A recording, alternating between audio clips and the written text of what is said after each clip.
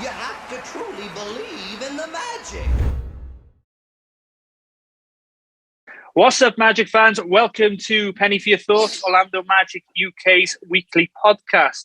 Today is Thursday, the 24th of November, as we record episode 104.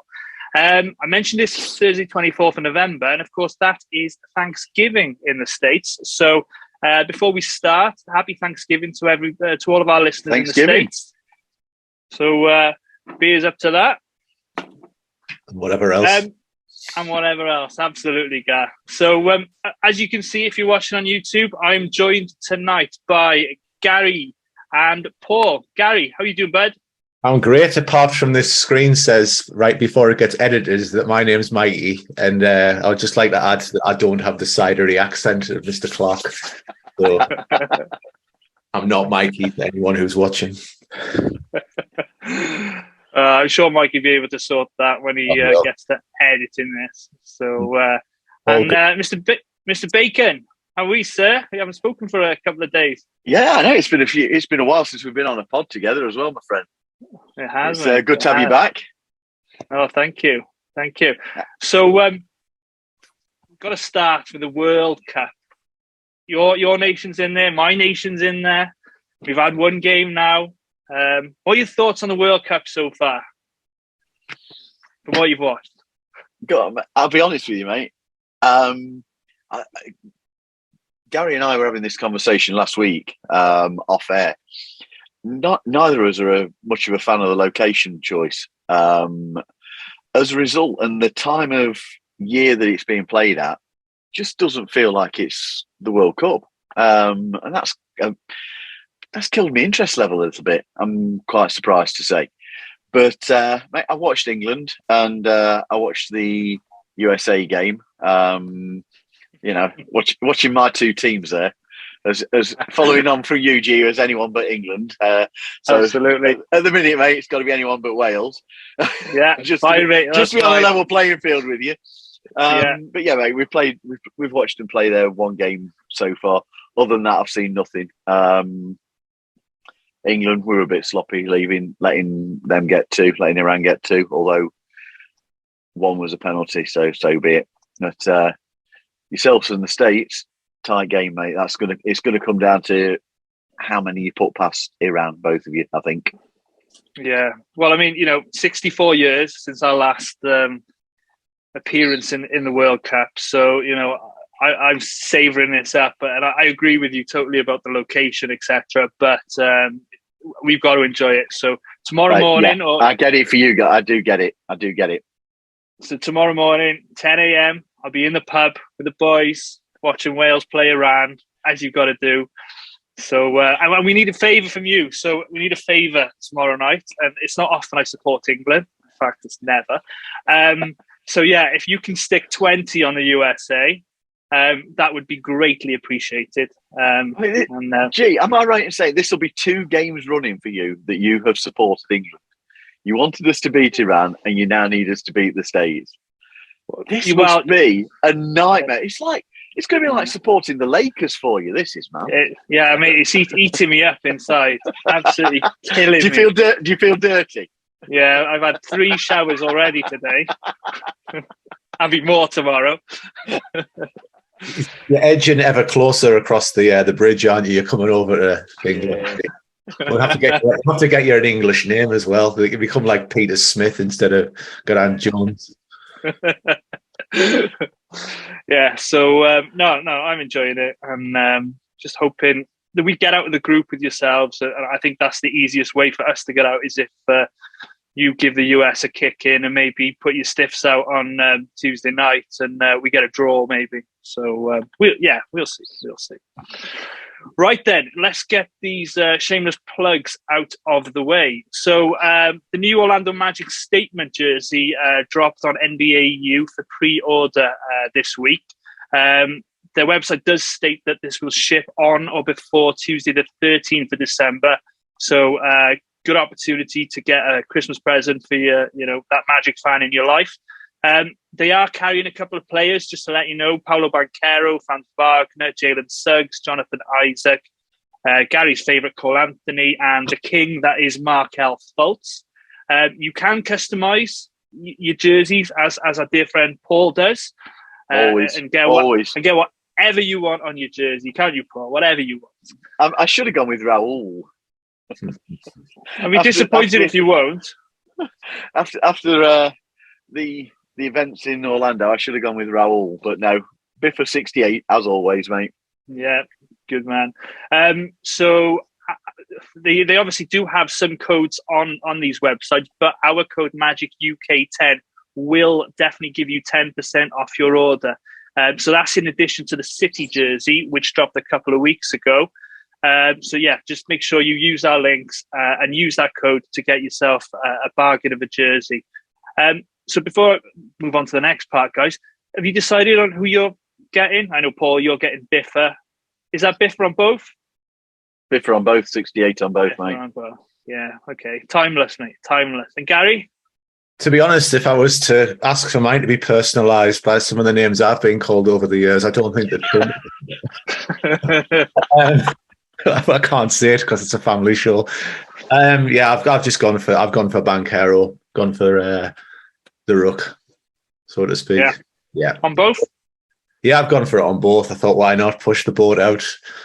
How about yourself, G? Is it Markelle on both? No, do you know what? I've got a lot of Markelle jerseys, so I'm expanding my wardrobe, so to speak. So I'm going Franz Wagner on the City, and then on the statement, I'm going Banchero, but I might wait until I go to Orlando just to see if I can get an authentic. I have heard all the best looking people own a Franz Wagner jersey. Yeah, good. I could join in partly because I do have a jersey with 22 on it, don't I? The Magic do with Orlando Magic UK on and number 22. What we'll see is you look good from the front. Do you know what? Not many people have ever said that. It's all right. You're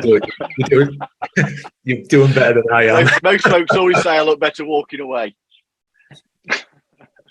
I look better if you've got cataracts. There's the comment. Oh gosh, boys. Sorry.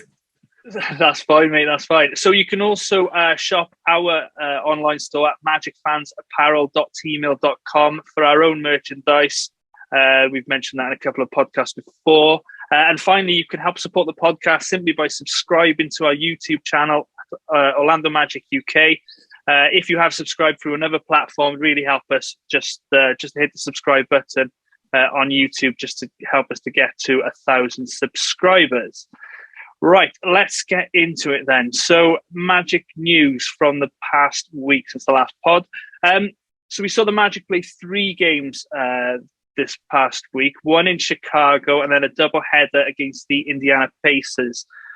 We saw Gary Harris return to the team against the Bulls, and then he played the second game against Indiana as we ramp up his participation.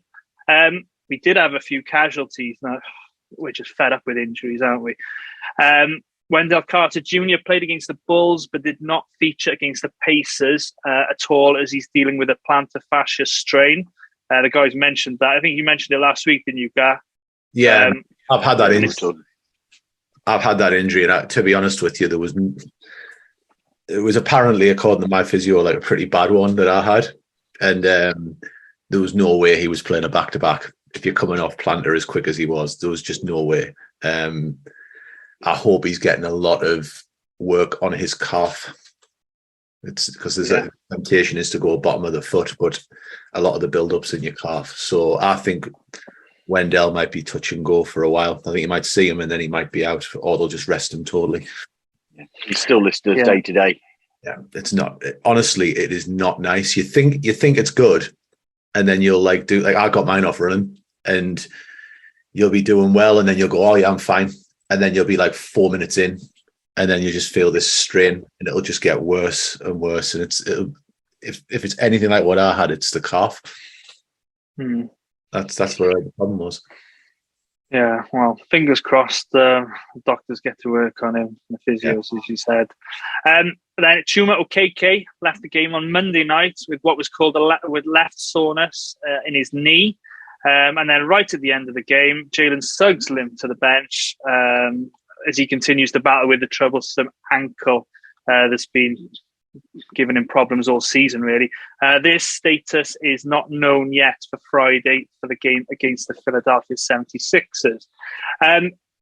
Yesterday, Jamal Mosley said that Paolo Banchero, Mo Wagner and Markelle Fultz participated in practice for the Magic. Banchero and Wagner's availability is going to depend on their reaction to the practice. So today, tomorrow, Markelle is likely to take a little bit longer. We don't know how much longer, though, but it's just good to see him back on the floor. So let's just do a quick recap of the week that was. So let's start with the Magic and the Bulls game. So Orlando won this game 108-107. We largely led throughout, holding a 14-point lead at the break before surrendering it late in the fourth quarter. But the Bulls did blow a 4-point advantage with 26 and a half seconds to go on a Javonte Green dunk. Jalen Suggs stormed back, hitting 2 free throws, and then the game was capped really by Vucevic, our dear friend, missing 2 free throws at the line to set up Jalen Suggs' dagger 3-pointer with 5 seconds to go. DeMar DeRozan wasn't able to convert from half court, and we walked away with quite an improbable win, given the fact we were down 4 with 26 seconds to go. Led by Wendell Carter Jr., who continues to bully the Chicago Bulls every time he plays them. And then Jalen Suggs and Wagner each chipped in with 20 apiece. So, Gar, great game to watch. And what were your thoughts on it, mate? Well, I'll start off with a paraphrase. So, hey, honey, can you believe it? The Magic beat Bulls. And we're dancing and we're having fun. I think that was the line. I'm not doing the dancing because I can't dance. So I'll just throw that out there. That's never stopped me. Paul, I haven't had 6 pints. Just 6 pints. If you can send 6 pints of one express and get me the morning off tomorrow, we'll have a go. Do you know that guy? I think he's called Chuck Swirsky, and he is a radio guy for the Chicago Bulls. So I jumped on the UK Chicago Bulls podcast last week, and I just thought I'd listen to the one before, and it was him that was on there, believe it or not. So he was a guest with Jimmy on UK Chicago Bulls a couple of weeks ago. Quite funny. Good old Chuck. Good old Chuck. Always good for a laugh, isn't he? To be honest, fair play to him doing that. And it's just, if Twitter gets closed down by Elon Musk, my last tweet will be that video. That will be it. I'm telling you right now. But the performance, didn't expect to win that game. I really didn't. Wendell did what Wendell does against the Bulls. I do honestly think he's got it in there where he's playing against his former team. He wasn't missing that game for hell or high water. I don't know, like that was the game he was going to play, and he's making a statement. And I would say that Vooch is getting older. We all like Vooch from when he was in Orlando, but I think now probably they are, for what they give a team, they're probably quite similar. I think when the trade was made, Vooch was like all-star. Wendell was a player who hadn't quite hit in Chicago due to injuries, playing time system. And now I think it's gone a bit like we're there now. The star of the show for me was Jalen Suggs. And I think right now, with all the injuries and the players and the rotations and not having the set team as it is, I'm watching games looking for glimpses. You're a young player, give me something to hold on to. So I've got hope going forward. And Jalen Suggs got a lot of hate, I think, in certain places. I'd seen a few tweets which I thought were a little bit out of line. And he's missed a lot of games through injuries. He's young, he's a point guard. And you go back historically in the NBA and you can see good point guards who've had not so hot starts to their career. You can go back. Gary Payton didn't blow anybody away with his numbers to start with. He turned out pretty well. Chauncey Billups bounced around the league for about 5 years and he ended up being a centrepiece on a championship team. And with Jalen Suggs, there's going to be times, I think, when we're frustrated with him, where I think the 3-point shots maybe not going to go. His ball handling, I don't think is his strongest aspect if you compare him to, say, Markelle Fultz. But what he did do is he led that comeback, and when he hit that three, it felt a bit like when Markelle came back and he did the dunk against, I think it was Washington, and the team mobbed him, and he got the three, and it was just, there's your confidence boost. There's your player. There's your number 5 pick. And when you go by the numbers, he has taken a small leap this season offensively. And yeah, we're seeing flashes as to why he was taken with the 5th pick in the draft. So for me, the hot take would be that we've got a little window into Jalen Suggs again. And just let's hope that injuries don't stop, because I think the last time we played the Bulls, when Suggs did the dunks, the window, then he got injured. Yeah, exactly. And then he went down injured, and it was feeling his way back. So hopefully that doesn't happen this time, and he can kick on from here. So that's my hot takes, G. No, I think one of the other things that because of him hitting that dagger of a winner, it's getting overlooked. But the 3 that he hit at the buzzer at the end of the 3rd, that was huge for us. Because at that point, we were rocking a little bit. They'd got some momentum, and that just felt like it swung it back to us. That I really thought, I think I messaged you, G, when I was watching it, to say that 3 felt huge as he hit it. But how loud did you cheer that Suggs 3 at the end? Oh, yeah. I was up. I was swearing at the TV, giving it some abuse to the officials as he hit that dagger. I'm not going to lie. I am going to become you here, my friend, with a little bit of a ref ramp, because that game, it just felt like they were getting so much help, the Bulls, in the 3rd quarter from the officials. Then in the 4th, we got they decided that they were only calling travelling one way. Andre Drummond jumps, shoots, catches his own ball, shoots again, and scores. That one's fine. Wendell takes 2 steps in on the approach to a layup, and he's given for a travel. And then we had the nonsense offensive foul call. So mate, when he hit that, when Jalen hit that 3 to win the game, for me, it just felt like it was deserved. And I turned into you for a few minutes, I will say. Good man. I'll get your whale shirt on if you want to really be me. Well, I did wonder, mate, because at the end of the day, this is an Orlando Magic UK podcast. We are talking about the Magic, but we are. Look, as it's been, just coming back to the World Cup, as it's been 10 years longer than I've been on this planet since you've been in the World Cup, I think you're allowed to wear it. Yeah. You've got to make the most of it, mate. You're allowed to make the most of it. Oh, thank you, mate. No, that's good analysis there, guys. You mentioned there about the late 3-point shots. Now we're going to come to a game that we had a couple of late 3-point shots at the end of the quarter and at the end of the half. So the Magic lost 114-113 to the Indiana Pacers, which was their second night of a back-to-back, having travelled from Chicago.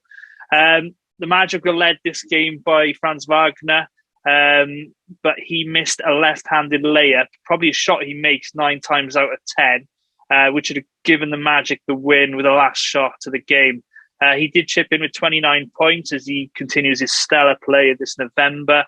And again, the Magic finished with 3 players over 20 points in the game, with Mo Bamba and Bol respectively getting 22 and 21 each. We mentioned earlier Wendell didn't play, and we know the whole long list of injuries we've got.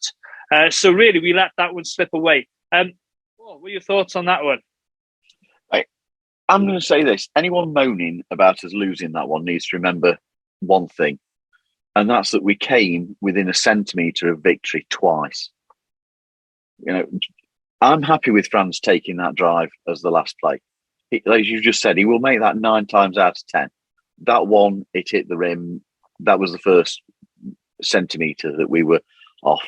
And then how close was Mo Bamba to getting the rebound and tipping it in? So close again, fingertips.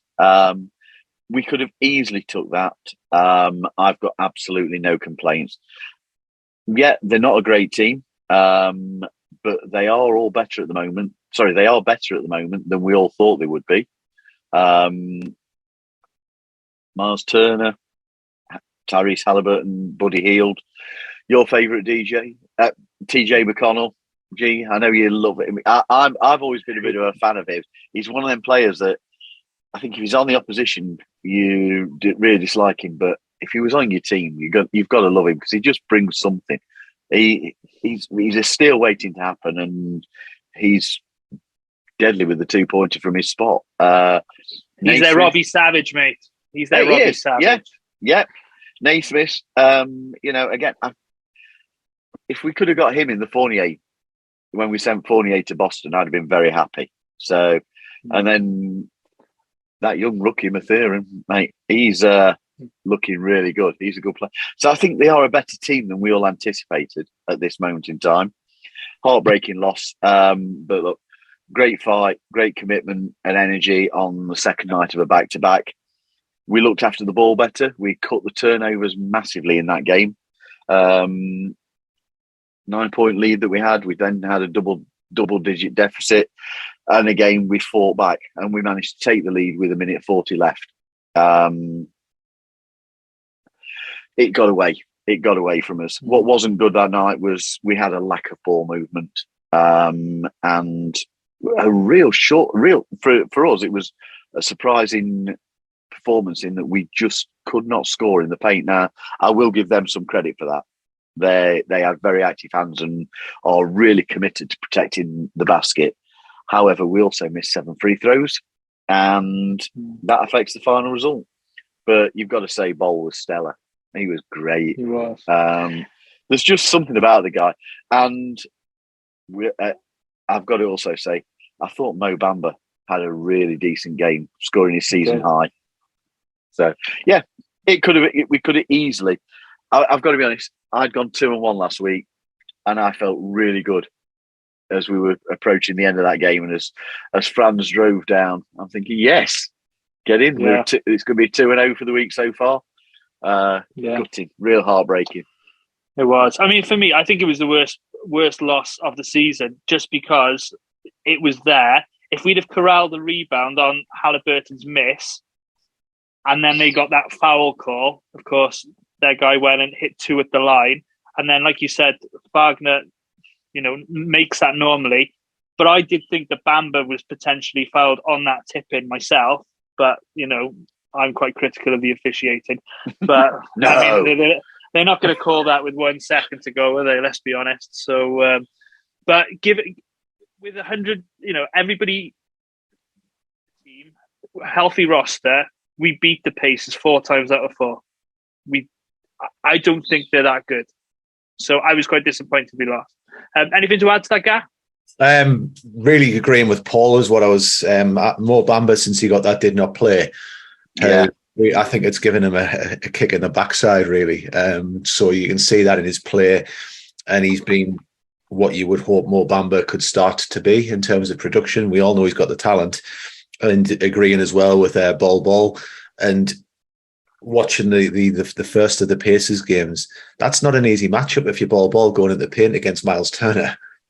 No. And he was still getting his shot away. So when you can see what Bol can do in that position, it gives you a lot of hope for where we can go with him. And I think they focused a bit more on Bol in the second game, but that's not an easy lineup to play against and get some of the looks and the points that he did.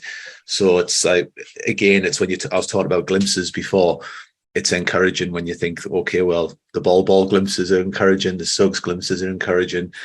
It is even though the record's not great, it's not an awful place to be in terms of what could be going forward. Yeah. And what Paul said last week, if 2 games the other way, 2 extra wins in the win column, we'd probably be okay with it. We wouldn't be as disappointed as we are at the moment. But given the injuries, we're going in the right direction. I think that's the problem, Jay. I think that because we haven't been healthy even back going through when we were in the playoffs. You know, like when we played against the Bucks, we were ravaged, and we weren't fit against the Raptors when we played them. So you know, it's a long time.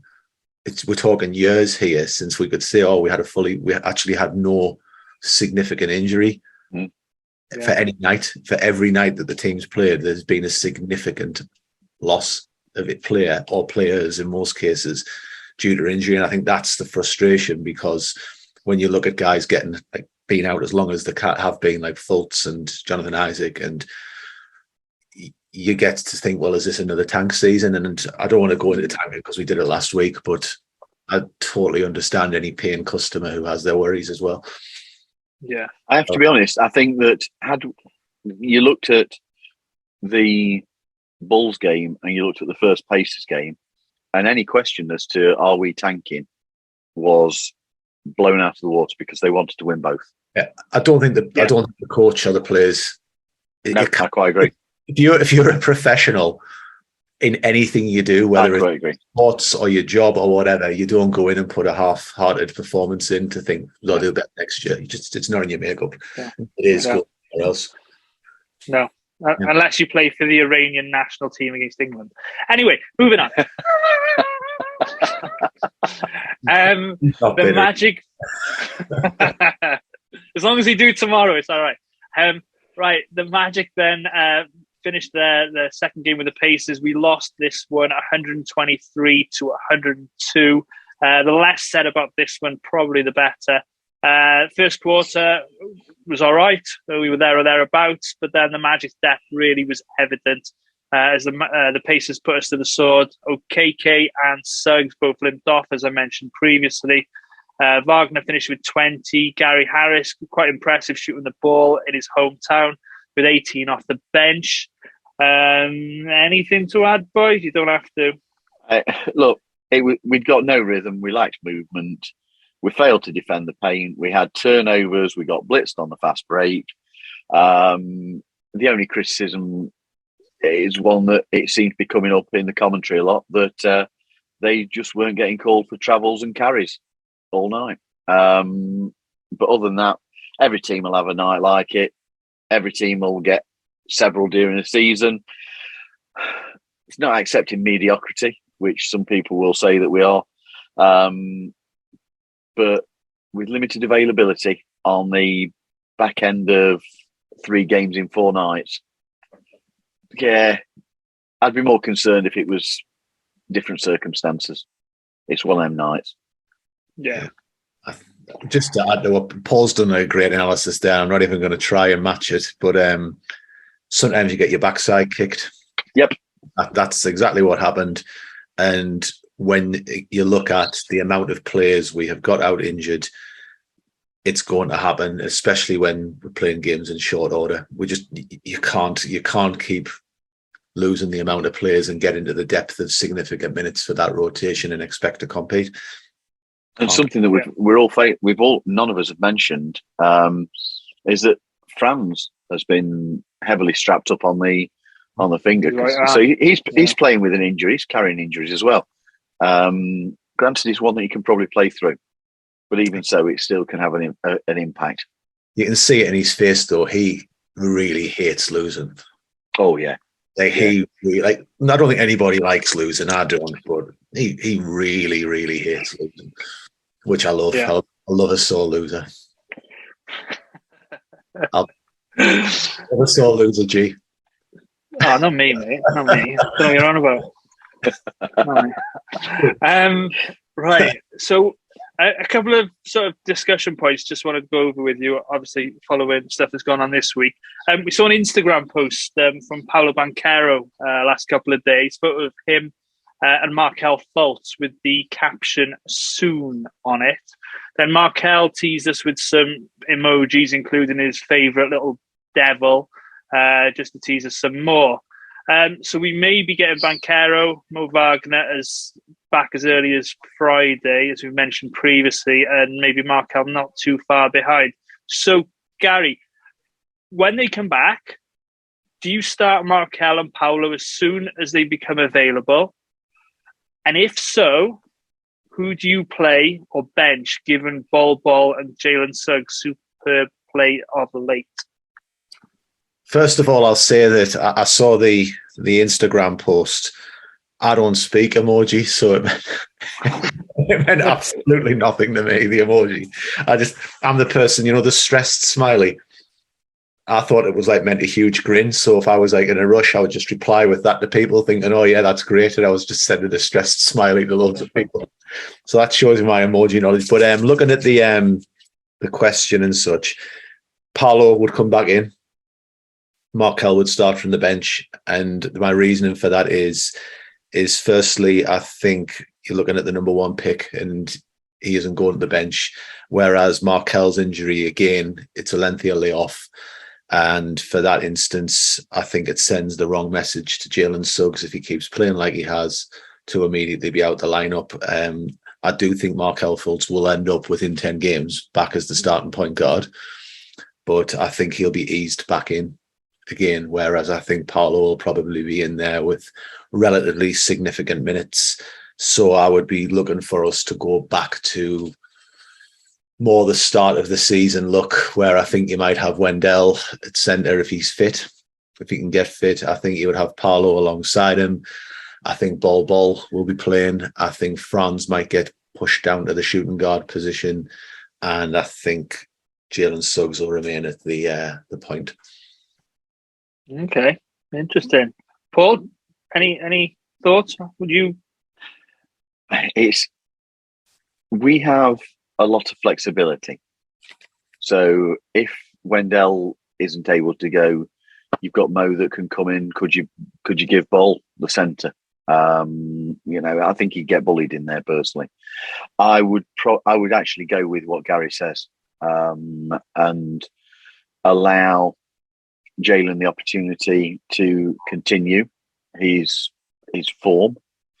He has made mistakes. We're not going to gloss over that, but he has played really well a lot of the time.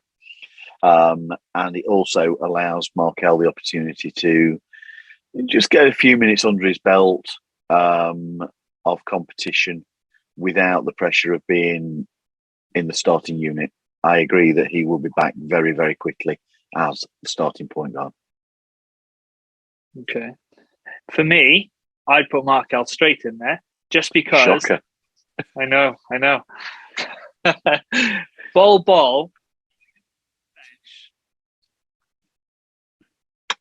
play anywhere.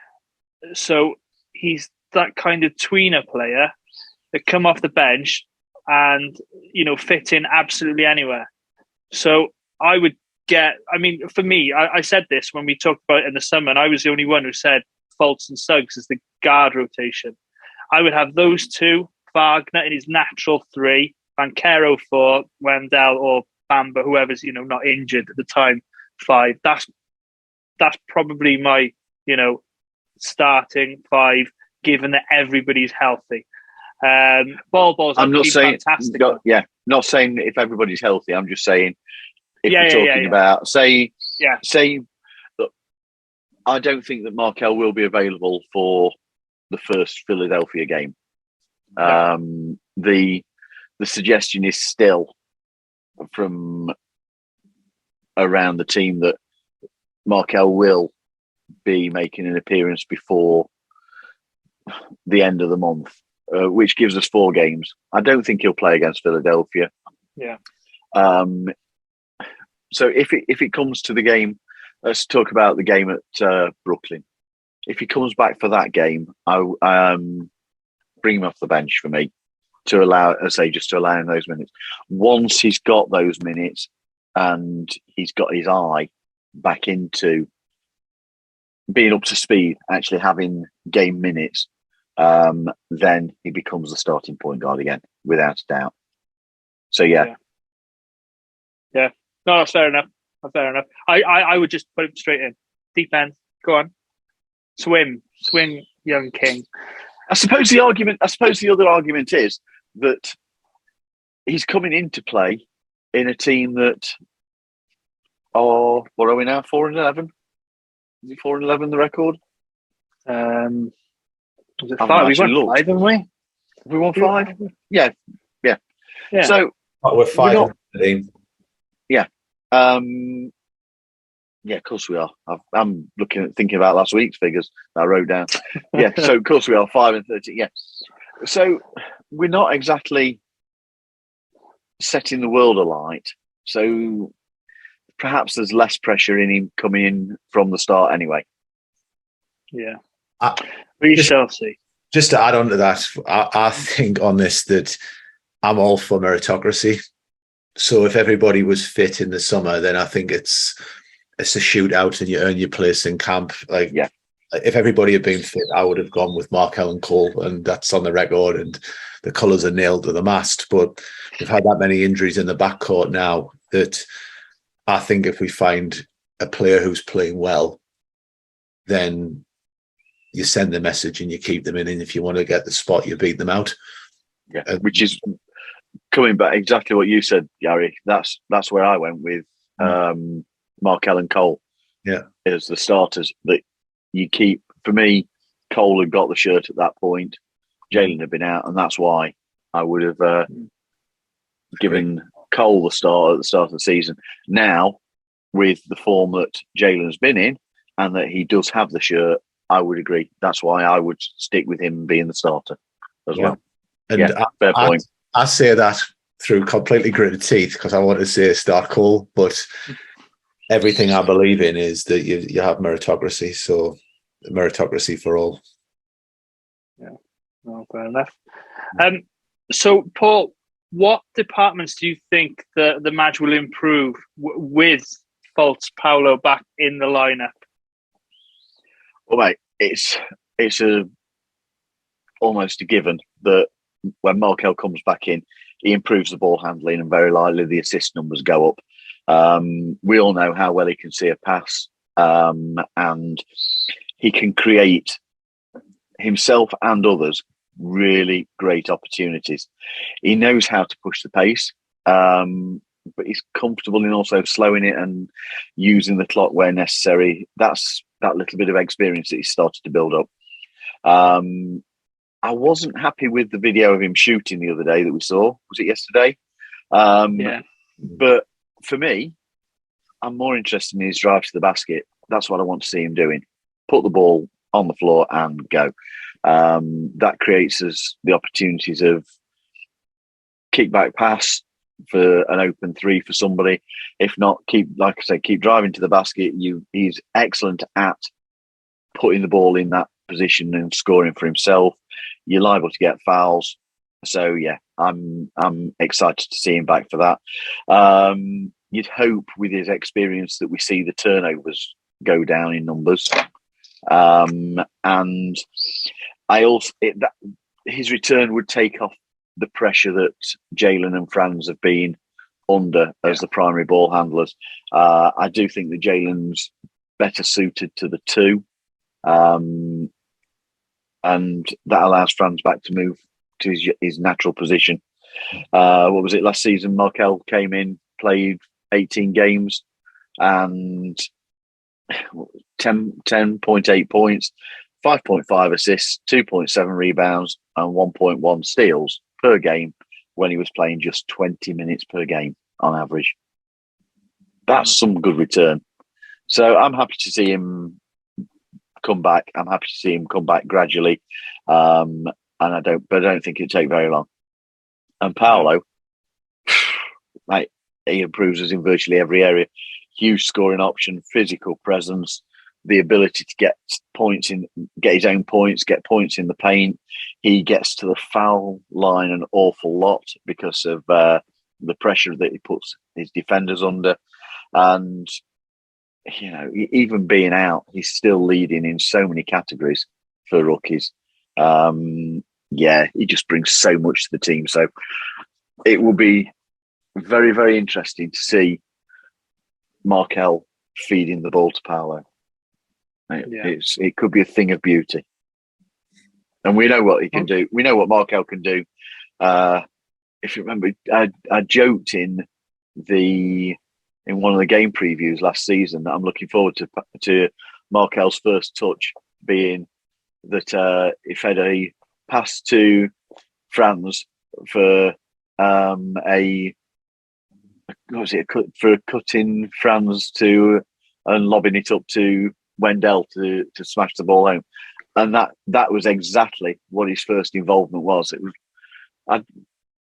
to see that again, and that understanding that Franz has got with Wendell has improved so much.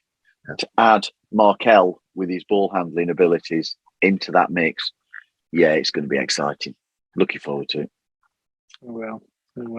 I love the Wagner Carter memes, by the way, that's going around. Yeah, they're brilliant, aren't they? Superb. The Thanksgiving, Happy Thanksgiving post, the cartoon that the Magic have put out, is very funny, as they've got them all as Charlie Brown characters.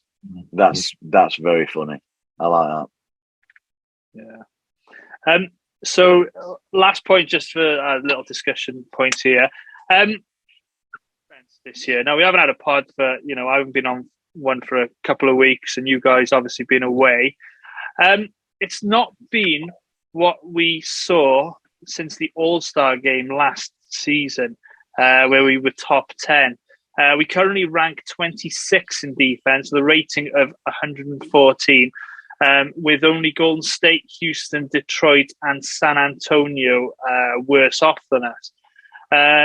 So I'll just give you a bit of context as to how the defensive team rating is calculated. So it's players' steals times blocks plus opponents' different. Oh, no, actually, I won't bother because head blown at that point. Yeah, no. It's too complicated for me. But for me though, we're just giving up so many offensive rebounds. The teams are killing us with second chance points. And this zone defense, don't get me started on this zone defense. Every time I see that we start setting up in a 2-3 or a 3-2, teams are just shredding us with their shooting, and they seem to be shooting, career numbers. I think was it Houston who scored 24, 25 3-point shots on us, which was very close to their record. I don't understand why we just don't do this switching defense, which was very successful in the Charlotte game that you guys were at. And it's proven to be successful in a couple of other games. I know we've got a lot of injuries, and I've had a bit of a whinge about this zone defense, and people telling me, 3 people are injured. I know this, but if we've got a scheme like this switching, man to man, this working better, I don't know why we're changing it up and going to zone defense for a couple of minutes stretches at a time, and then seeing, a tie game turn into a 12, 15-point lead to the other team. So just wanted to see what your thoughts were on the defensive schemes that we've seen. Frustrations, guys. Paul? I totally agree with you. I am sick to death of the zonal defence, and I understand entirely that it is most likely the result of injuries. I think more than any other area of the game, defence has been affected by the injuries. We saw, was it in the second Indiana game, the second Pacers game, Admiral took 2 superb shots. He had 2 really, really big bell ringing plays. He did really well there. That's the spirit that we need to return. That willingness to be, I'm standing here. If you run into me, I'll go down. But that's the spirit we need. It's clear that I still think we know what we need to do. I still think the team know what they need to do, but as yet they've failed to do it consistently. I don't like the zone, and I'm hoping that once we do see players return, we see less of the usage of that. I still think that we need some more focus at times. There are odd bits where looking, you've perhaps had a bit of a brain wander there, little bit of awareness, but again, some of the lineups that we're playing aren't lineups that you expected to see. None of us expected to see so much of Admiral. None of us expect to see so much of Caleb at this point. They all are 2 ways, and they're virtually playing every game. So I do think that the injuries have affected us. And whilst it's not necessarily part of defence, reducing the live ball turnovers will help hugely, because we are getting shredded by opponents in fast break points. We sit 23rd in the league at that. That's really hurting us. I think it's something like 15.5 points a game that we're conceding through fast breaks. And you mentioned it, G, defensive rebounds. The size that we have, how are we only sat 16th? How are we sat so far back that there's the number of rebounds lead to us being 16th in opponents' second chance points? Grab a couple of extra rebounds per game, and you see that improve hugely. So yeah, that's a big one for me. Yeah, and if it's right to that guy. Well, you guys have done the fantastic analysis of the defensive end of it, but I'm going to just add that it's a team game, and we can't get a settled lineup on the floor at all to know each other's strengths, weaknesses. You look at the team that was good at defending last season, it isn't there. And then players aren't on the floor. You add Banchero in at one point, and then he's back out. Ball's in.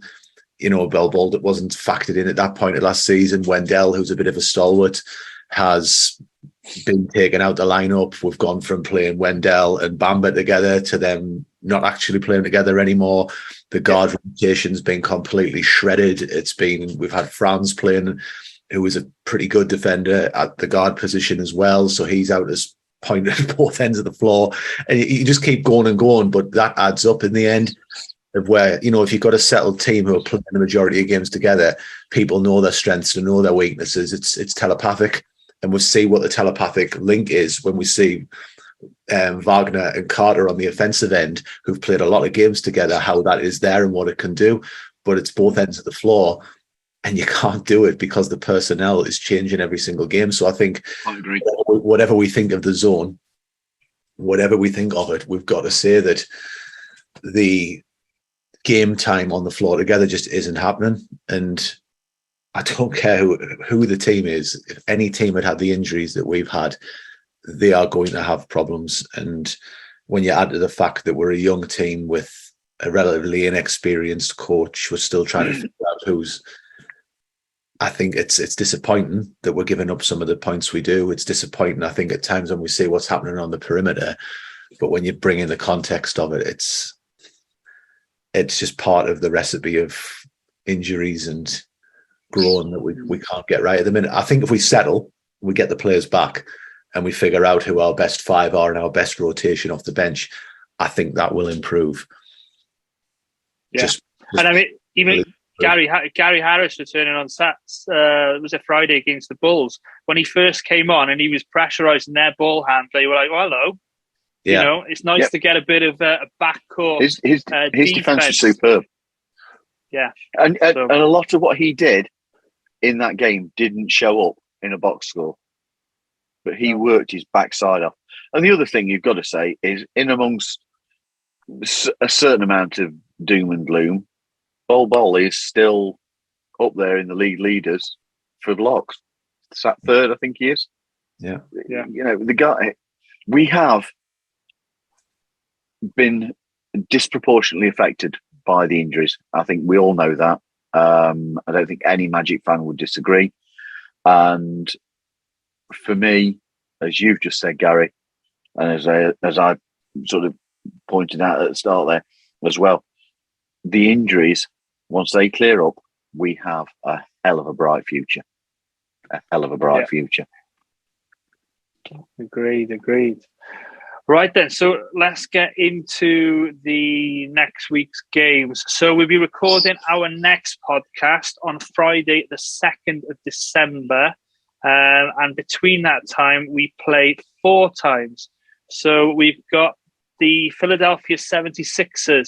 So that's a Friday night for us, or Saturday morning, if you want to call it midnight, where we hopefully we'll see a turkey carving. Can he do it a day after?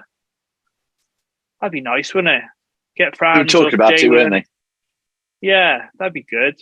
We haven't had a turkey carving after a Thanksgiving win for a while. Get Mikey to put his big Baby Davis vest on and recreate that.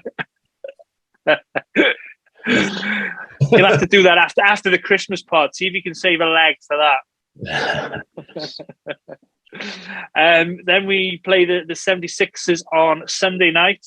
That is 11 p.m. Tip time in the UK. So for all of you who want to stay up after the American football to watch that, that'd be good. And then we've got the Brooklyn Nets on the road. So that's Monday night / Tuesday morning at midnight UK time. And then we finish the week up with a Wednesday night / Thursday morning game against the Atlanta Hawks, which tips off at midnight. So I can tell you that Mikey went 2-2 with one win over the Philadelphia 76ers and then a win against the Atlanta Hawks. The Sixers, by the way, are missing a handful of players, including Embiid, Harden, Maxey, and Tobias Harris was questionable. So, Gary, I'm going to come to you first, mate. What's your prediction for the week? I'm going to go 2-2, but I think one of the wins will be against Philly, but the other win will be against Brooklyn. Okay, so slightly different to Mr. Clark. Yeah, there you go. Good man. Paul? Well, I've been the optimist, haven't I, recently? So this week, I'm reverting to type. I'm going 1-3. I just think that there's still too many injuries, and it's against strong opponents. We're still waiting on Fultz season debut. Gary Harris is playing his way back. I think this week there's too much of a big ask. So we beat Philly once, and even though the Nets and the Hawks are both 6-4 in the last 10, and the Nets are only 4-4 for the season at home, so I can see where Gary's coming with the win on the road. The Hawks are only 4-4 on the road, so but I just believe that it's too much of an ask with the injuries that we've got this week. If the situation for injuries improved and we see some cohesion in the team quickly as players return, then it'll be a much better week. But 1-3. 1-3. Okay. I'm going to go 2-2, but I've got us beating the 76ers twice. And I'm hoping the second Philadelphia game, we might see Markelle come just to shred his previous team. And yeah, you guys have talked about the Brooklyn Nets and the Atlanta Hawks. I think they're a bit of a cut above us at the moment. But Philadelphia, I think are there for the taking. Even though they've had a couple of wins with an undermanned squad sort of thing. So yeah, there we go. I didn't tell you about last week's result.